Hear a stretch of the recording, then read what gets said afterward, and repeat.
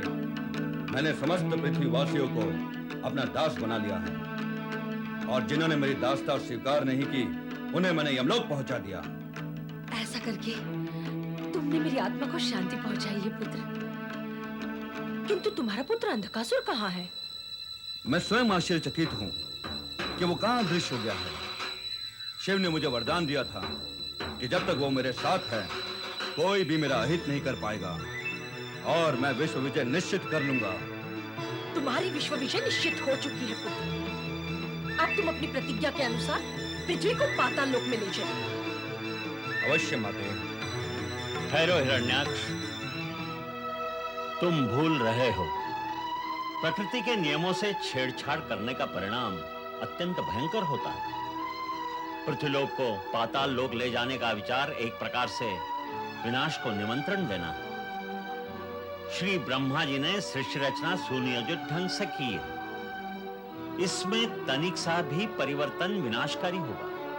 इसलिए पृथ्वी को पाताल ले जाने का विचार त्याग दो। दैत्य जो प्रतिज्ञा करते हैं उसे पूर्ण करते हैं ऋषिवर। इसलिए इस विषय में आपका कुछ कहना व्यर्थ होगा। पिताश्री, माता ठीक कह रही है। अब मैं अपने निश्चय और प्रण से नहीं हट सकता, परिणाम चाहे जो भी हो। अब विलंब न करो पुत्र। अपनी चमत्कारी गदा के बल से पृथ्वी को समुद्र में डुबोकर पाताल तक पहुंचा दो। जैसी माता की आज्ञा। दैत्यराज हिरण्याक्ष की जय।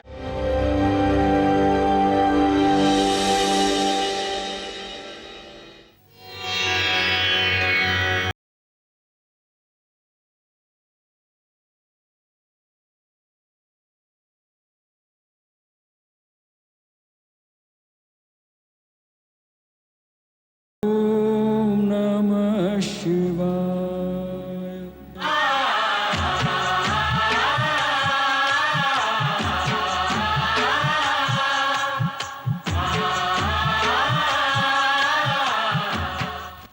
मैं ओंकार सृष्टि के आरंभ से पूर्व में मैं था, और सृष्टि के विलय के पश्चात भी मैं रहूंगा। अर्थात मैं नित्य, सनातन, शाश्वत, सर्वकालीन और निराकार हूं। मैं ओंकार हूं। हिरण्याक्ष को तपस्या के लिए जाते देख दिति उत्तेजित होकर पति पर क्रोधित होती है, पर हिरण्याक्ष चला जाता है।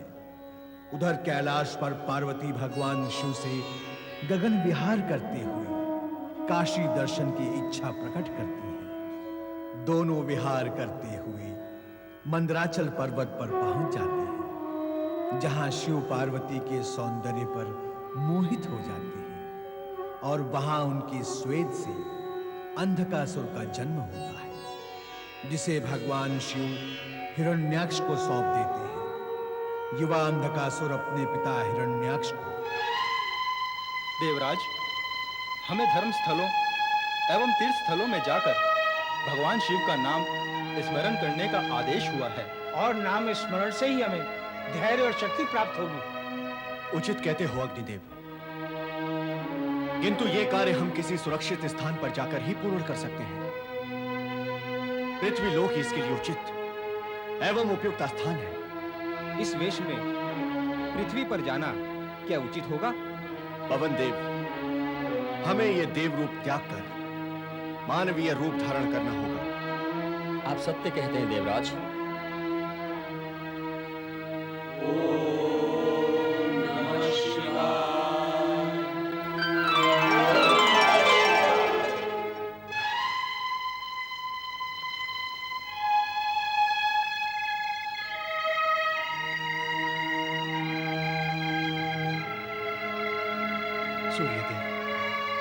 सूर्यदेव, वो देखिए वहां शिव मंदिर।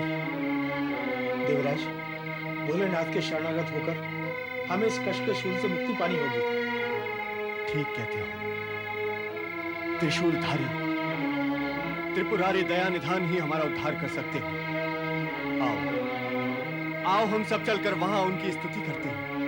आइए।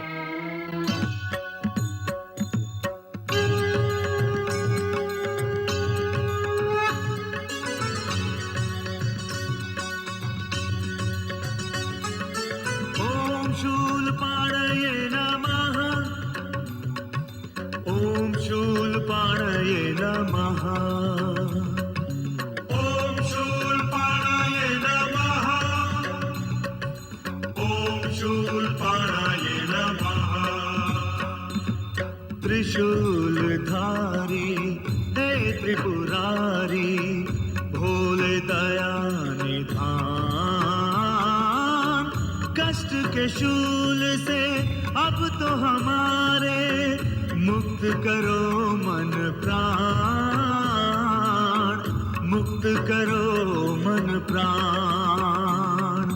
त्रिशूलधारी हे त्रिपुरारी, भोले दया निधान, कष्ट के शूल से अब तो हमारे मुक्त करो मन प्राण, मुक्त करो मन प्राण। ओम शूलपाणये नमः, ओम शूलपाणये नमः, ओम शूलपाणये नमः, ओम शूलपाणये नमः।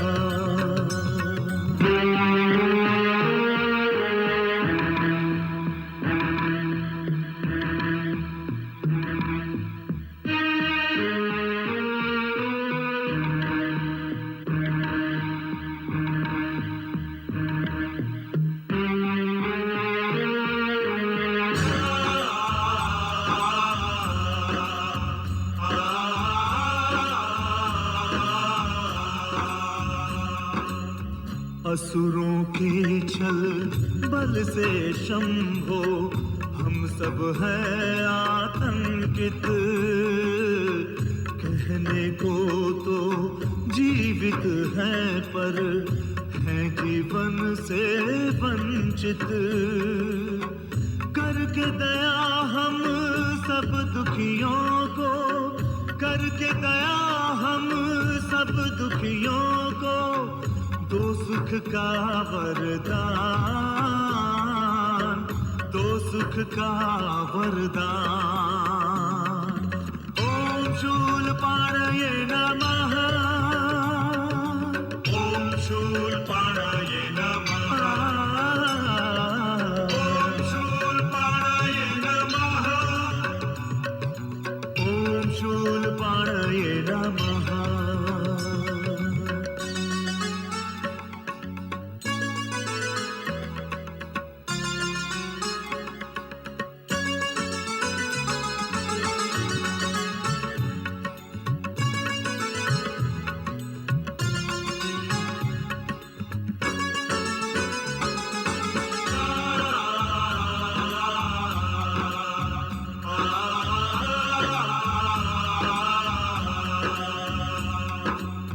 तम में है सिमटाओ जियारा, सत्य असत्य से हारा। धर्म अधर्म में लुप्त है बहती, पुण्य में पाप की धारा। जागो भोले नाथ बदल दो, जागो भोले नाथ बदल दो, विधना का ये विधान, विधना का ये विधान। ओम शूलपाणये नमः, ओम शूलपाणये नमः, ओम शूलपाणये नमः, ओम शूलपाणये नमः।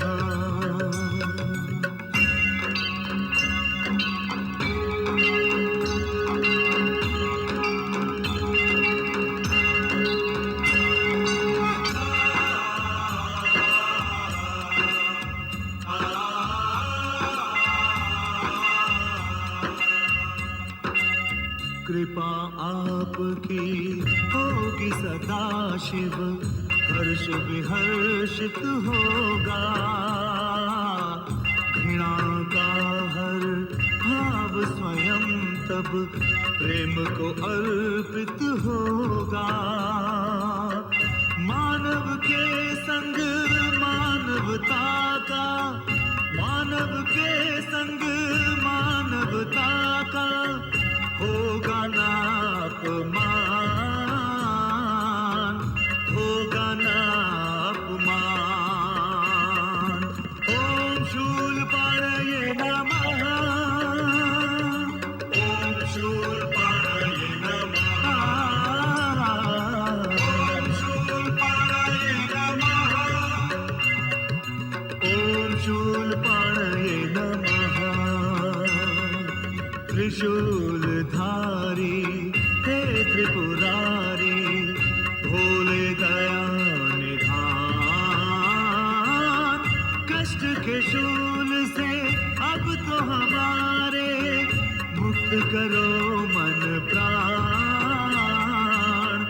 मुक्त करो मन प्राण।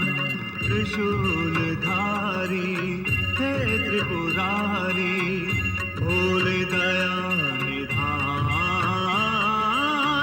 कष्ट के शूल से अब तो हमारे मुक्त करो मन प्राण, मुक्त करो मन प्राण।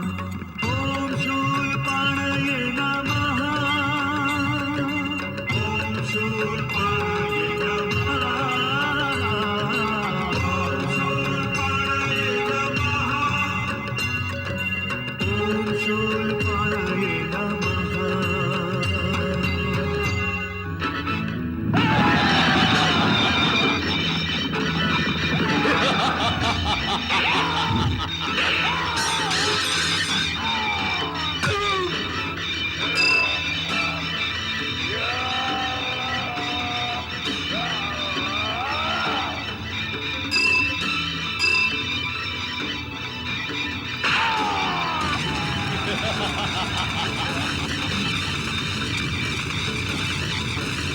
प्रणाम माते।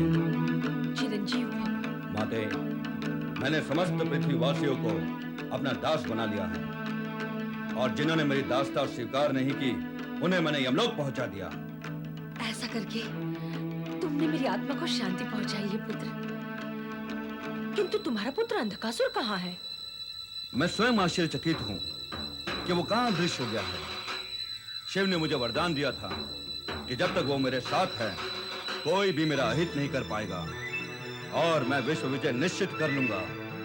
तुम्हारी विश्व विजय निश्चित हो चुकी है पुत्र। अब तुम अपनी प्रतिज्ञा के अनुसार पृथ्वी को पाताल लोक में ले चलो। अवश्य माते। ठहरो हिरण्याक्ष, तुम भूल रहे हो।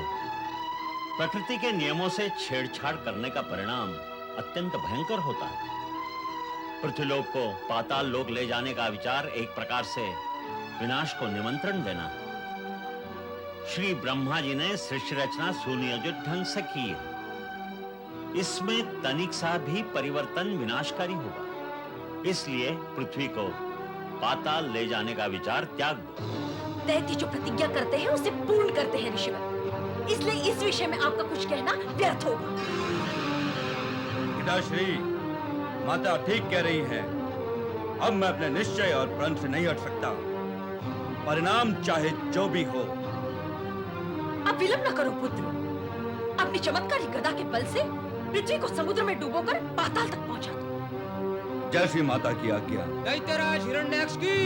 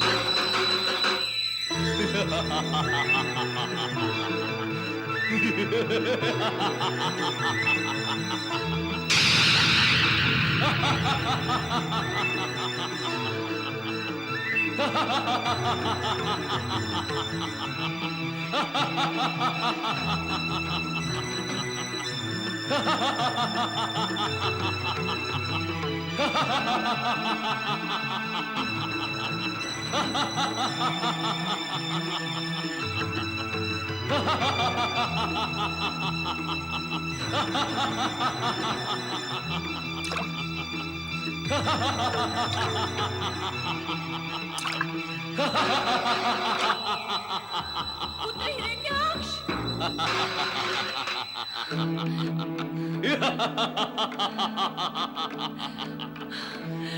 पुत्र हिरण्याक्ष, तुमने पृथ्वी को पाताल लोक में पहुंचाकर मेरे मन को शांति और प्रसन्नता पहुंचाई है पुत्र। तुम धन्य हो पुत्र, तुम धन्य हो। पृथ्वी विजयी महाबली हिरण्याक्ष की, पृथ्वी विजयी महाबली हिरण्याक्ष की।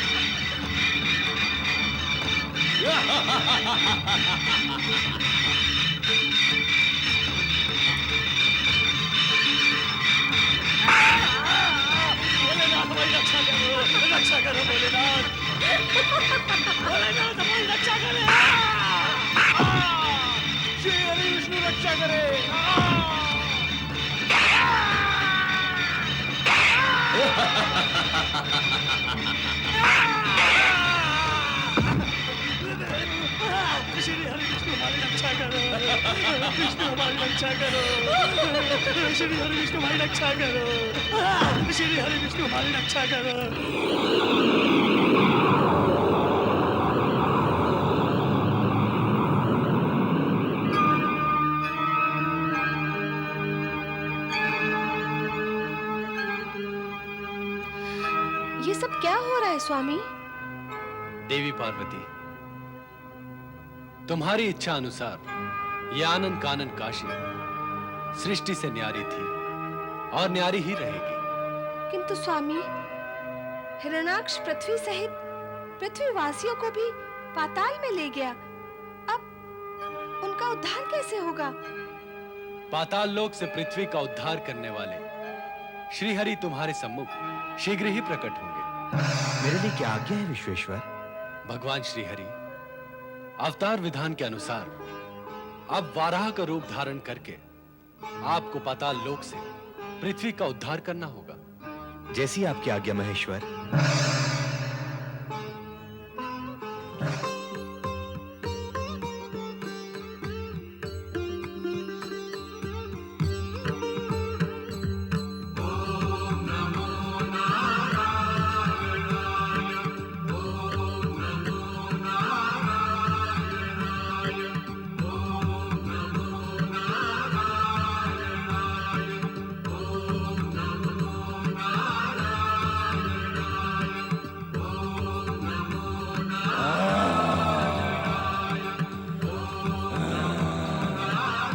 कौन है रे तू?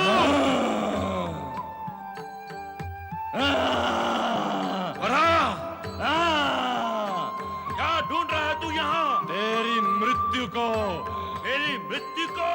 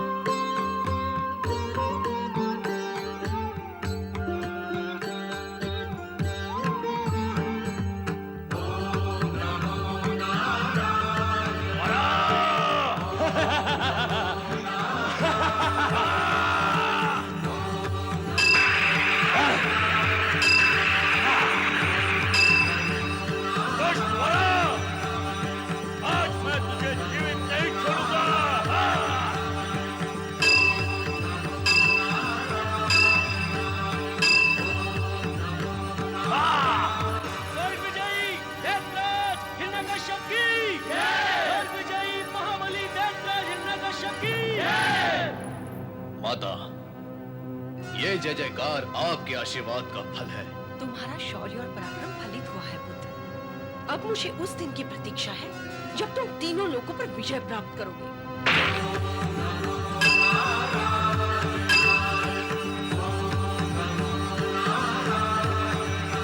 हिरण्याक्ष, अपनी रक्षा करनी है तो कर ले।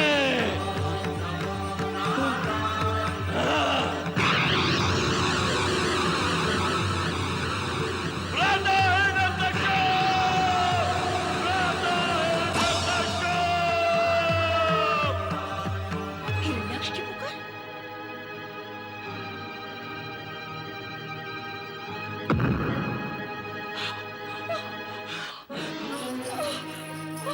पुत्र हिरण्याक्ष, स्वामी, स्वामी।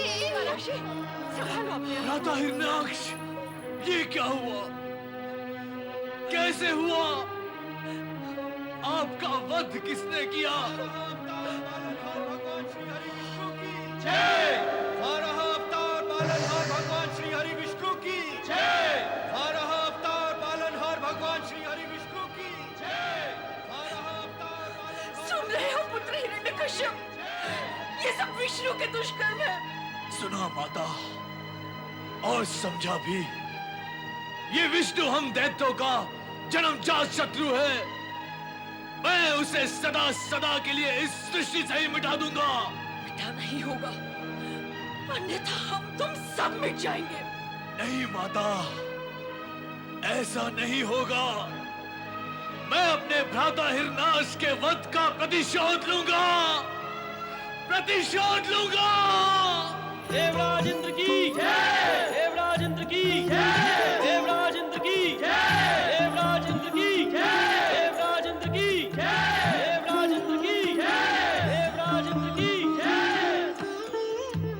देवगण, हमें इस स्वर्ग की पुनः प्राप्ति भगवान शिव शंकर और श्री हरि विष्णु की कृपा से हुई है। अतः हमें उनकी जय जयकार करनी चाहिए। बोलिए भगवान शिव शंकर की जय, श्री हरि विष्णु की जय, भगवान भोलेनाथ की जय, माता पार्वती की जय, भगवान भोलेनाथ की जय, माता पार्वती की जय, भगवान भोलेनाथ की जय, माता पार्वती की जय। शिवेच्छा के अनुसार श्री हरि विष्णु ने बारह रूप धारण करके दैत्य हिरण्याक्ष का वध किया तथा देवराज इंद्र को पुनः स्वर्ग प्राप्त हुआ और दैत्यों में निराशा की भावना व्याप्त हुई। समय व्यतीत होने के साथ साथ दिति ने होलिका को जन्म दिया, किंतु न तो इससे दिति ही प्रसन्न हुई और न ही उसका भ्राता हिरण्यकश्यप, क्योंकि उसके मन में देवताओं के प्रति प्रतिशोध की ज्वाला धधक रही थी।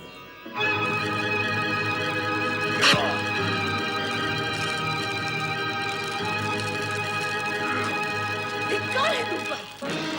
माता, मत कहो मुझे माता। तुम मेरे पुत्र कहलाने के योग्य हो ही नहीं। तुमने दैत्य जाति को लज्जित ही नहीं, कलंकित भी किया है। मैंने कलंकित किया है दैत्य जाति को। हाँ हाँ, तुमने।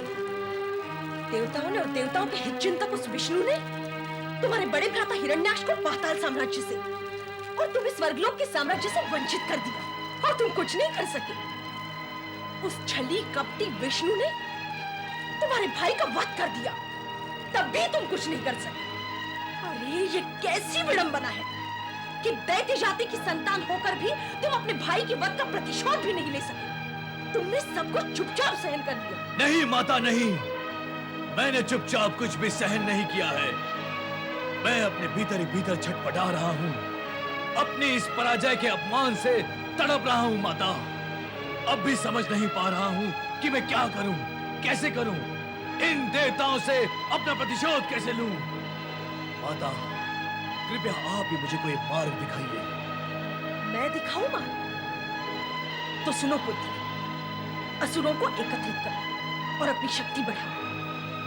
पृथ्वी पर फिर से दैत्य जाति का एक छत्र राज्य स्थापित करो। तत्पश्चात स्वर्ग पर आक्रमण करो। इंद्र से उसका सिंहासन छीनकर स्वर्ग पर अपना अधिकार करो। मैं जानती हूं मेरे पुत्र होने के कारण तुम्हारे अंदर अपरिमित बल और शक्ति छिपी हुई है। इसलिए जब भी तुम अपनी पूरी शक्ति के साथ शत्रु पर आक्रमण करोगे तो वो तुम्हारे सामने अधिक समय तक नहीं टिक पाएगा। महाबली दैत्यराज हिरण्यकश्यप की, महाबली दैत्यराज हिरण्यकश्यप की। दैत्यराज की जय हो। जय हो माता। ध्यान दे दैत्यराज हिरण्यकश्यप, ध्यान दे कि पर्वतों, पृथ्वी और पाताल के कोने कोने में छिपी हुई असुर सेना आपकी सहायता और सेवा के लिए आपके राज्य में एकत्रित हुई है। इसलिए आप पुनः पृथ्वी पर अपना साम्राज्य स्थापित करें दैत्यराज, अपना साम्राज्य स्थापित करें। सेनापति दुंदुभिनाथ, हम तुमसे अति प्रसन्न हैं। तुम छिपे हुए असुर सैनिकों को अपने साथ लेकर आए हो। अब हम मिलकर शीघ्र ही पृथ्वी पर दैत्य साम्राज्य की स्थापना कर सकेंगे और अपने शत्रुओं से अपनी पराजय का प्रतिशोध भी ले सकेंगे। जाओ, दैत्यराज हिरण्यकश्यप का तिलक करो।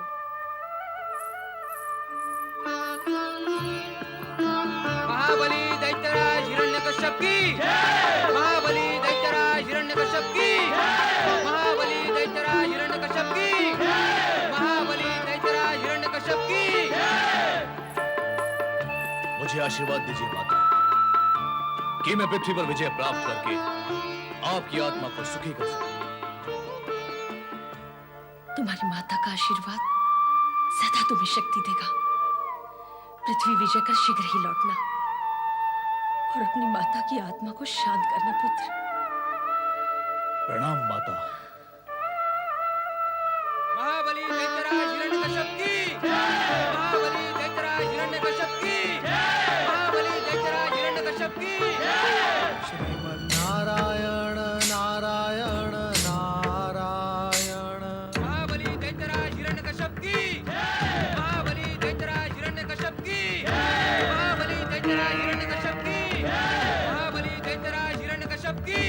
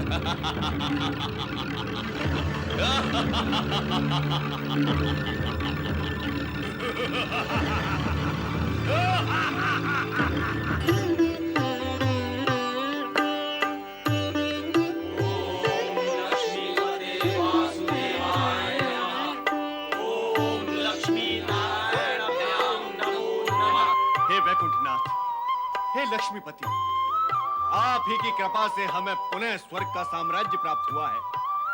आपने हिरण्याक्ष का अंत करके न केवल पृथ्वी का उद्धार किया है, अपितु दानवों से देवताओं को एवं मानवों को भी भयमुक्त कर दिया है। अब ये दैत्य कभी देवताओं से युद्ध करने का विचार भी न करेंगे। नारायण नारायण। देवराज, कटु सत्य प्रकट करने के लिए मैं विवश हूँ और कटु सत्य यह है कि भयमुक्त होना आपके भाग्य में लिखा ही नहीं। ये क्या कह रहे हैं आप? जो सत्य है वही कह रहा हूं और शेष सत्य यह है कि हिरण्यकश्यप अपने भाई हिरण्याक्ष के वध का प्रतिशोध लेने के लिए असुर सेना के साथ निकल पड़ा है। मैं प्रत्यक्ष देखकर आ रहा हूं।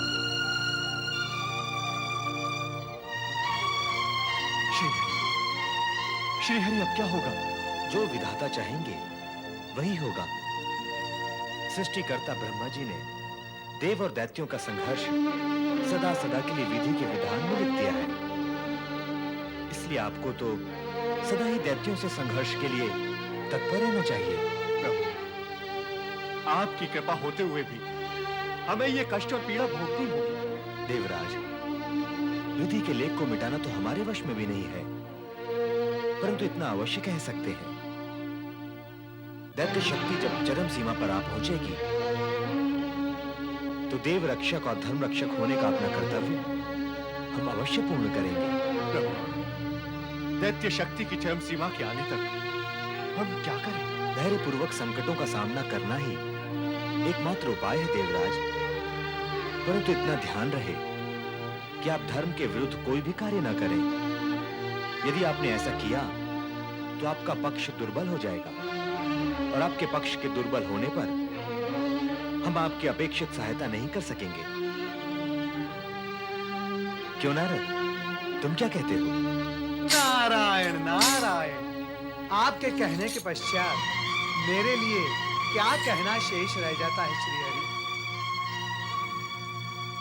किंतु इतना अवश्य कहूंगा देवराज कि आप कायरता, कपट और क्रूरता से सदा दूर ही रहें तो आपका कल्याण ही कल्याण होगा और भगवान श्री हरि विष्णु आपकी समुचित सहायता कर पाएंगे।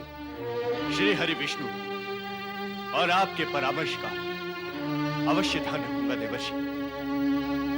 आज्ञा दें। श्री हरि, भगवान भोलेनाथ ने मुझे संकेत दिया था कि हिरण्याक्ष और हिरण्यकश्यप ये दोनों भाई आपके आगामी 2 अवतार होने के लिए कारण बनेंगे। इन दोनों अवतारों में से 12 अवतार ये तो आप धारण कर ही चुके हैं, किंतु अब दूसरा अवतार कब धारण करेंगे? नारद, तुम सारे जगत को धैर्य धारण करने का उपदेश देते हो और स्वयं अधीर हो जाते हो। धैर्य धरो, वो समय अभी दूर है।